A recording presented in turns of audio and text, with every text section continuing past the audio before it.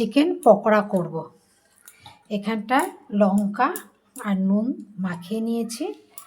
মশলা করছি এখানটায় পেঁয়াজ আছে, আদা আছে, রসুন আছে, কাঁচা লঙ্কা আছে আর এই ধনে পাতা দিয়ে এটাকে বাটবো। মিক্সিতে বেটে এনে চিকেনটাকে ভালো করে মেখে রাখবো। চিকেনটাকে ভালো করে মেখে আর ঢাকা দিয়ে রেখে দেব।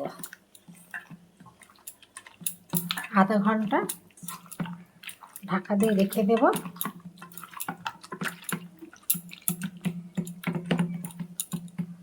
মাখা হয়ে গেছে, এবার ঢাকা দিয়ে রেখে দেব।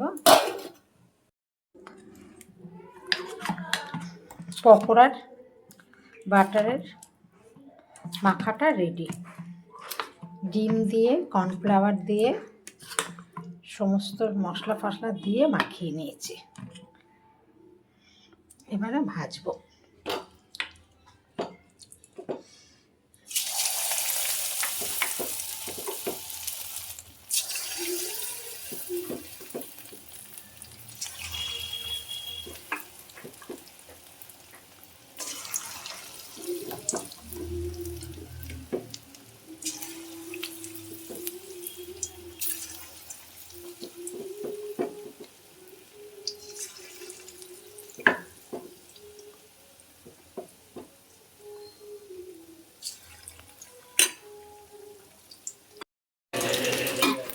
পকোড়া ভাজা হয়ে গেছে, এবার পকোড়াটাকে তুলে নেব।